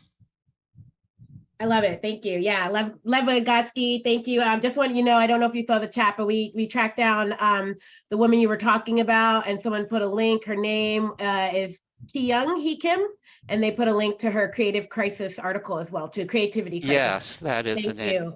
Yeah, and Lenora Scazy and Let Grow. I was like, why do I know that name? From the documentary that you guys did about Chasing Childhood, right? Which is another great piece that looks at this idea of like, can children go about, the freedom to go about their lives without, parents in New York City letting their kids do things, right? And in other places as well too. So thank you. And there's so much there. And I just, that idea about, the play, I took a critical digital pedagogies course a couple summers ago, and I thought it was going to be like how to teach online, but it wasn't, right? It's my colleagues out in Colorado are doing amazing work on children's gameplay, but also how it fosters agency. And so anyway, they told us to like play video games with a young person we know to observe. And so I asked my nephew to like play video games with me over Zoom, and his mom and his grandma were in the house when he was doing it. And thank God they got to see this, because we all saw a whole different light of him. Like, he took on this leadership role. He was teaching me how to play Roblox, which I didn't understand.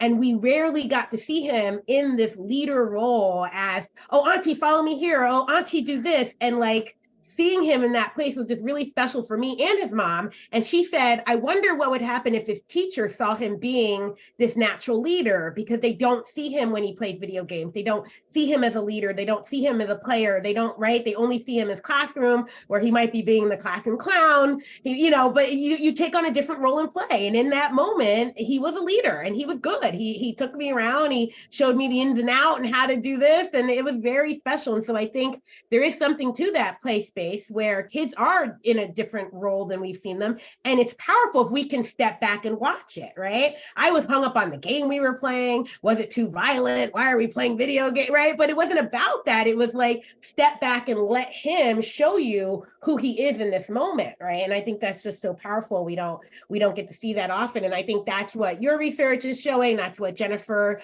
work and Natacha's work in the classroom showing. And that's what we're showing we need in this movement. So I'm going to invite everyone back now. I'd like us to have a group discussion before we get to the Q&A, to just really talk about this idea of research and practice, right? So, it's very diverse. I guys might feel like Your research is very different, but I see threads, right? I see common threads in a lot of what we just talked about. So I want to hear from you guys talking about your research and what you heard from others, but how can this work strengthen our practice as early childhood educators, providers, researchers, and advocates? Because I think it's so important. While we're having this discussion, we are going to start the Q&A in about 10 minutes. So if you have not added your question or upvoted a question, please do that. And we're going to turn to the audience Q&A, but I'd love for the panelists to just talk about any similarity of threads, how others' research might influence your research, and what you hope to see people take from your research into their practice. Well, Denisha, I'm struck by something that you said earlier in the chat. People were saying this is Montessori or this is Reggio, but one thing that comes to mind is Malaguzzi's notion of the vision of the child and the rights and prerogatives that children have. And, you know, listening to Peter and everyone else, it's just like, we don't value children in this country. That's what the fundamental problem is.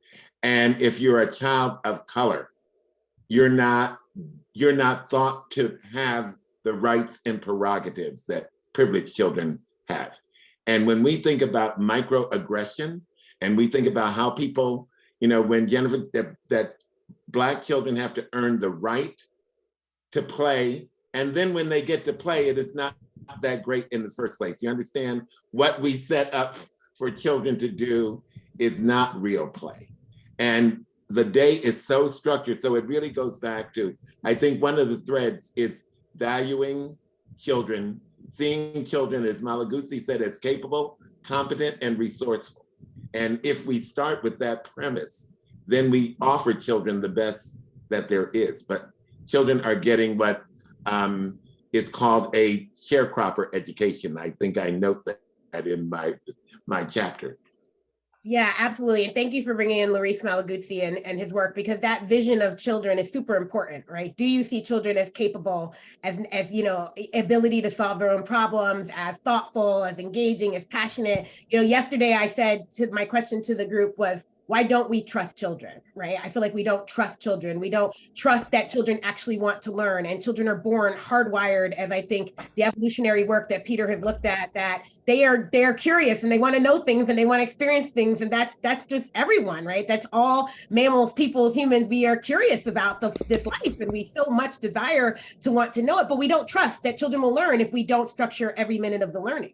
We don't trust that children are good people who actually want to do good in the world if we don't sit down and have a 20-minute lesson on compassion, right? That they're not going to understand compassion just from their experiences, right? And so I think, to your point, that's there. And so thank you for sharing that. And someone dropped the link to Reggio in there as well too. I'd love to open it up to anyone else as well.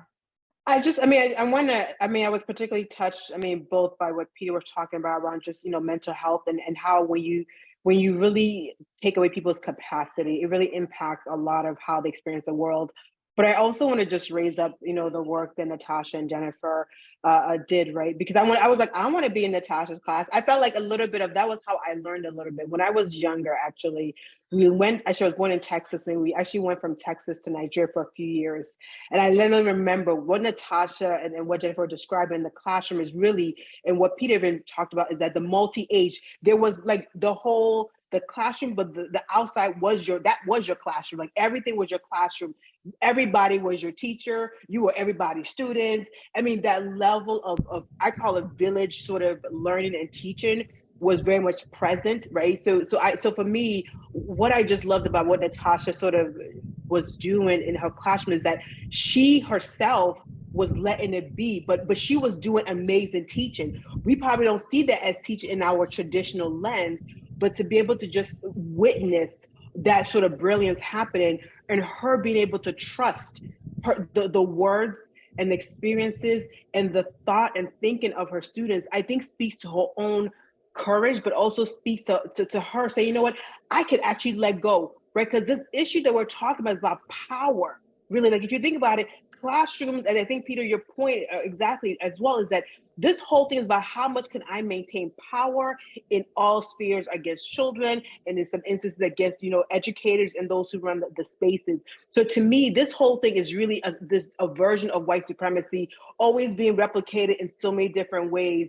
And I think until we can actually say it, speak it, and be clear about it, we can never change what we never talk about. So I just want to applaud, just particularly Natacha, for creating that space, and Jennifer for going out on that journey and finding it, distilling it, and really being able to articulate it clearly in your book.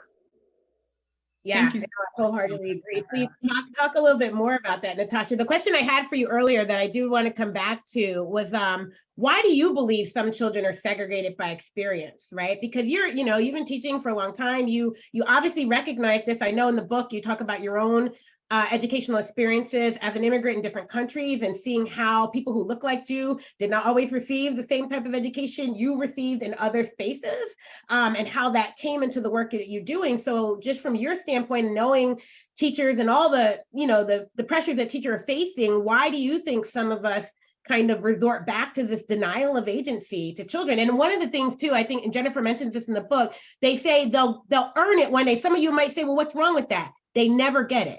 There's no point in time where children are then said, oh, you did good, here you're rewarded with extra agency. The line moves and it continues to move, and they never get it. And I think people need to understand that, right? It's not like, oh, they get their agency after the end of 5th grade when they've met the benchmark. No, it doesn't happen, right? Yeah, I have a lot of thoughts going right now, but first to what you just shared, Iheoma, thank you for that. One of the main thing I learned from working with Jennifer and Kiyomi when they were doing this research, and I'm not going to say it in very eloquent terms, is that really us adults need to get over ourselves, because kids are brilliant and they have so much going on when we let them. Like Peter was sharing in his presentation, they're very capable. And I love what Maurice just said about like reminding us that children are capable, competent, and what is the third? Resourceful. Resourceful, very much. And I believe that the systems that we have created are an absolute obstruction to that. They come out curious, they come out caring, they come out, especially when we let them. One of the most ludicrous thing I've ever thought is how we have these box curriculum of social emotional learning, teaching children to care and to be kind and compassionate, but they don't have the time and the space to actually do it in an authentic way. They're already doing it, and then we box these curriculum, we dumb it down, we have these cards that we show to them, do this, do that, do that. Like it's very diminishing of all of the things that they already have inside of them, and they can continue to develop when we really take them seriously. So it's really inspiring to hear all of you talk about really the same things. And Denisha, when you mentioned letting that child, letting you guide through the video game, and like kind of letting go of like, are they supposed to do this? And what about this? And it's so hard to learn. It's so hard to learn because a lot of us, that's how we were taught, and that those are some of the things that we were taught. And so then there's this tendency to want to reproduce those things that happen to us, even if we don't want to. And it's really hard sometimes to be like, you know what, I'm going to step back, and these kids actually know more about this than I do, and I can actually learn from them. And that was what was beautiful with Jennifer and Kiyomi filming my class, is that I could go back and see a lot of things that I hadn't even noticed. And might not even have been in the presence of the children while they were doing what they were, helping one another, engaging in these questions that are really like critical, and that a lot of 1st grade curriculum would not put forth for them, but they are talking about these things, and they are trying out different things. So that's truly amazing. So to your question about why children are segregated is, well, we could talk a long time about, standardization and, what that has done, this narrative of the gap, and, the Black and brown children that are underachieving, and, these measures that we're creating outside of them and their capabilities that say, this is what they need, and this is what we need to focus on. This is what really matters. But is it, every time, I think about like being in a classroom space with young children, thinking thinking about unlearning some of the things that I have done, because I there's some chapters in the book that shows some not very great things that I have done, to meet the needs of the system. Is why am I doing this? What are we trying to get out of this? If I'm insisting on this practice, what is that going to bring to the child? If I'm insisting on them, being sitting quietly and, the hands on their lap while I talk at them for, 20 minutes, what am I teaching them? When I'm telling them to be quiet, when I'm telling them to, what is that going to create for them? Like, what are the capabilities? Is it a capability that am I muting something that's going to help them become great people? Because a lot of the things that we insist upon with children in the classroom are not things that are going to make them successful at, XYZ in life. It just makes it easier for the grown-ups to manage them. And when it comes to Black children, when it comes to, immigrant children, when it comes to a lot of like minoritized children, that's what becomes the goal: to control them, to teach them these very basic skills that we say are fundamental and important, when a lot of them come to us with things that we don't even know about, and we might not ever know about if we don't stop and listen and watch and pay attention to them. And we're just deciding to keep the system just as they are, as inequitable as they are, as segregated as they are. There's, where we live, there's physical segregation already that happens before they come to the classroom. We live in one of the most segregated cities in the United States, and it's already, they're separated to begin with. But then when they enter the classroom, even in classrooms that are, multiracial, multicultural, multilingual, there are the biases that, educators hold, that will have this child earn this privilege, and this child just be a child. They're just being a child. This is just normal. But the other one will be viewed as a future criminal that needs to be like restrained, and who needs to be controlled, and who needs to be, taught, while they're young, their place in society. So that's. Thank you for that. There was so much there that you said, and I think, yeah, it really does come down to these beliefs. I think sometimes those beliefs come from a good place. Like, I've seen people really concerned about children, worried that, they're already at a disadvantage, and if they don't do this, are they really serving them well? And I think, my job, one of the things I want to do is help people get over that fear, because it's real and you can't just ignore it, but it's getting in the way, right? Like, that fear that these children, agency is not going to be good for them, or play is not going to be good for them, or independent activity is not going to be good for them. That is like it's the opposite of equity. It's actually discriminatory to think that these children need anything less than what other children are entitled to. And so how do we help people? There's some people who push that fear. People mentioned it in the chat, being told by even people of color, that's not good for these children. These children need the basics, right? And so that idea, but I think some of us, we hold that in ourselves. And I think I've seen a lot of new teachers in a place of caring, setting children up, because they're like, well, they need to flip that narrative and say, no, lean into the freedom, the liberation, the agency, the things that all children need. Lean into it more for these children and not shy away from that. And I know that's really tough to do, and but it's possible, right? I think earlier you said something, Natacha, too. You said it's impossible for teachers who don't have agency to give children their agency. And I've seen that, and I would say it's very, very hard, but the teachers who I see doing it through play, once they start doing it and they see the power of it, they are hooked, right? So similar to what Peter Gray talked about at Play Club, I was doing some research in Pittsburgh on Play Lab, where they were giving kids a dedicated hour of play with open-ended materials inside and outside, where it could not be used as punishment. You couldn't say no Play Lab tomorrow, you're being bad, and you couldn't take them out in the middle of it. You could redirect, but they got to have this protected playtime. And it was hard for the teachers, because some of them didn't have a lot of agency, but we kept pushing and pushing.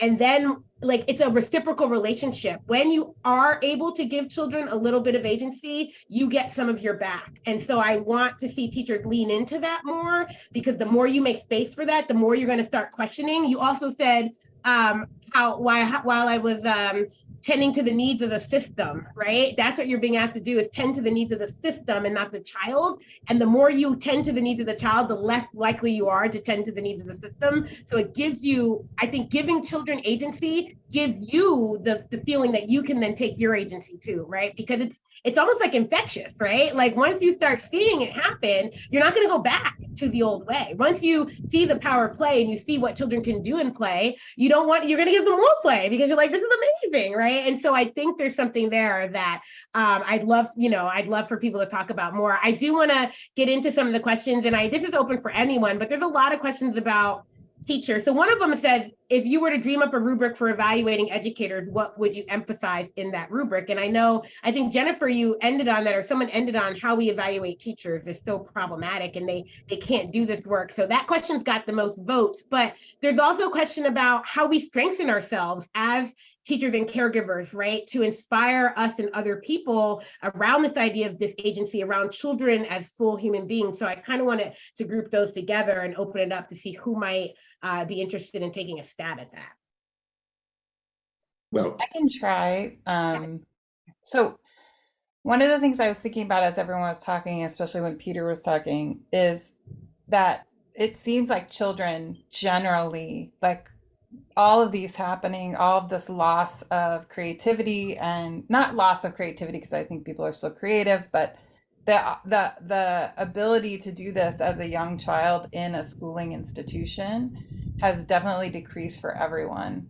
And I think part of what's important as an educator for yourself and for the children is to think about intersectionality in that problem. So the more marginalization you are facing, or your children or the children with you are embodying, the further away from power they exist with those intersecting identities, the more work you're going to have to do to preserve and offer agency, experiences with play. All of these things are going to be more and more prevented. And I guess the example I have is, now we've been doing this work in classrooms all over the world. So, and systems that are really different from each other. So we have, and I can put these in the chat, but we've been in inclusion classrooms with bilingual kids speaking 2 languages who have a variety of special needs. And we have watched kids with special needs notice the need of another child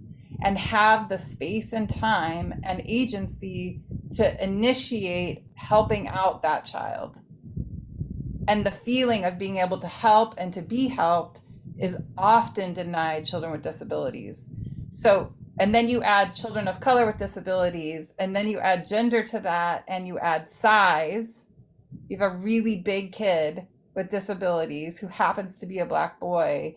Does he get to have the experience of initiating something he's excited about and helping out another kid and having it be validated as a contribution, not as misbehavior or aggressive or problematic or any of the other ways in which these are. I think that all of this is so problematic for children generally. I just see the disproportionate burden on young children of color, and then cross with disabilities, cross with economic oppression across generations, and you just have and I think the same is for educators. My point is that the same is for educators.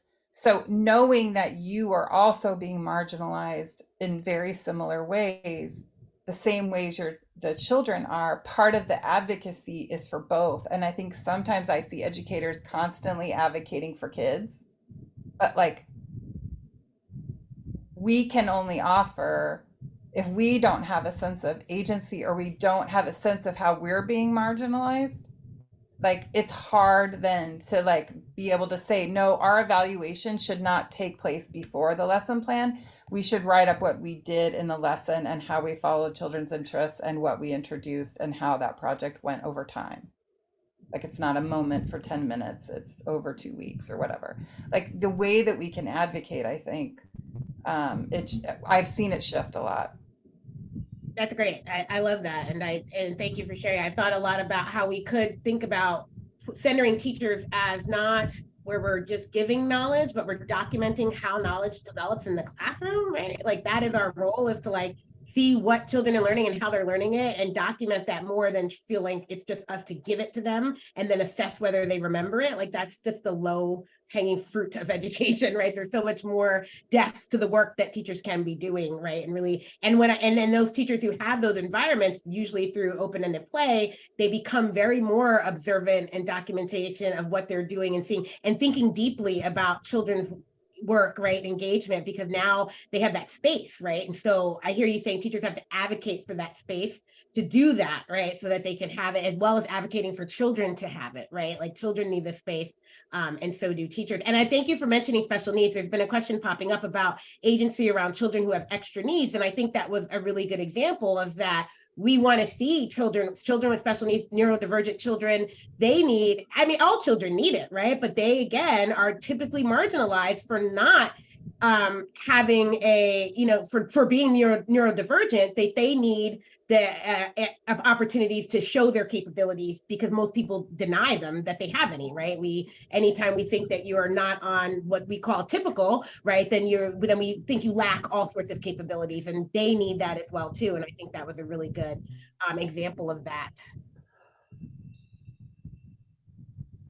So we have a lot of questions. I think I'm trying to see. Let me come back to you, Natacha, because this is a great question about how did your parents react, right? The parents of the kids you taught that year in the class that we got to see documented, were they convinced because of their child's happiness and evidence of what they were learning? Did you have a curriculum night to sell the idea of agency? Like, how do you tell your parents, like, yeah, this is what we do, and this is like, I love that. If you haven't read the book, it ends with the first graders being now sixth graders when they come back and they watch the video.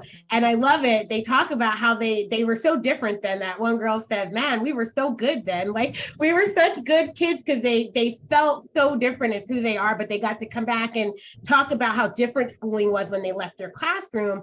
But this is about the parents. And I love that question, because how did the parents of those kids react to that year of them being in your classroom and getting that kind of agency?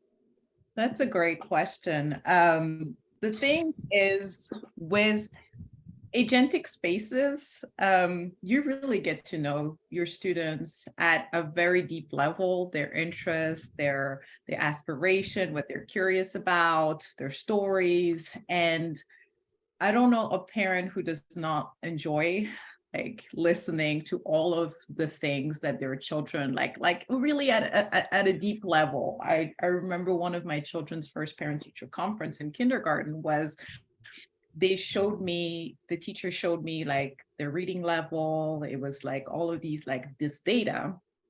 My child was 5 at the time, of all of the things that they, very like impersonal things. And I walked away just like feeling awful, because honestly, I was like, I read with my child and I know how they read. And those are things that that's not what I wanted to hear.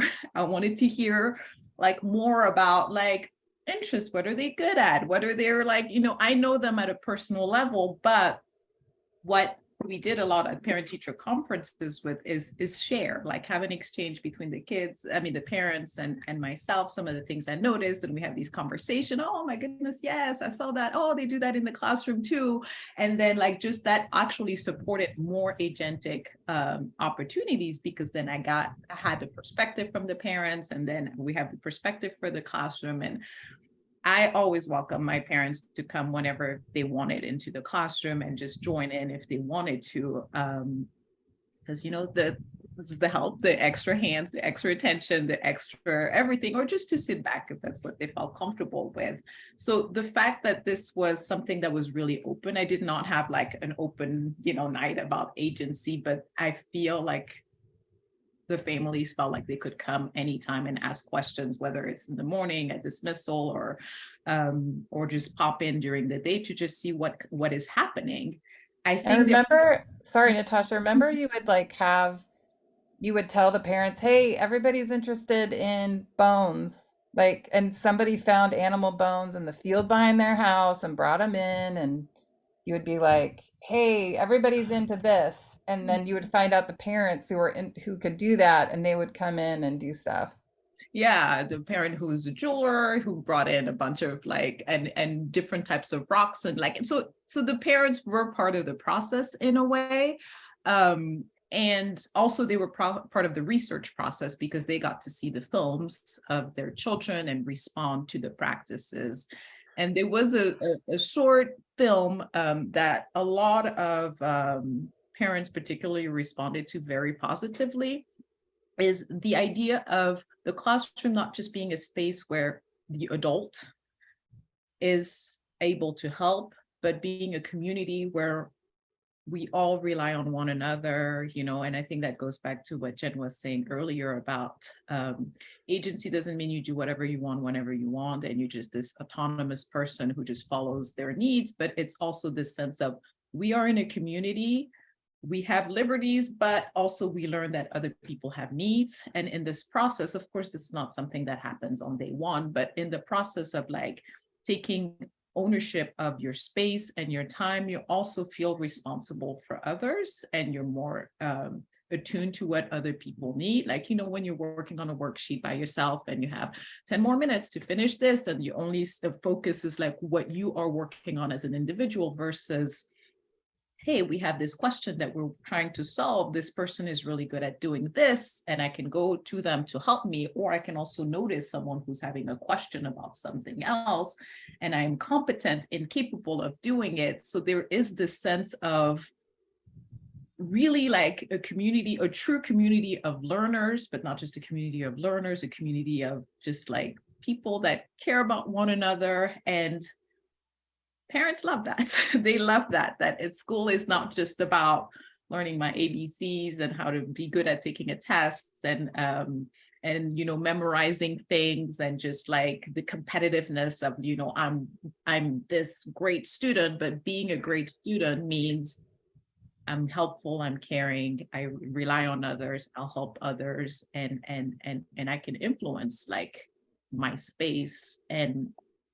And I think that's really important. Of course, sometimes they came into the classroom just like the administrators, and the first reaction is, whoa, you know, what's happening here? But then, you know, the one thing that often always happen is you have, you know, adults crouching down, listening in, asking questions. And that I think is the best way to like get over this like fear or of oh my goodness, are they really like acquiring all the knowledge they need to? It's like, yes, they are. Right now they're teaching me things that I don't know about, and that they're excited about. So yeah, I remember that story. They were, and it was interesting because the parents really liked seeing the children help each other. The other teachers, I don't know if I remember them mentioning it, but the students found that was bad behavior.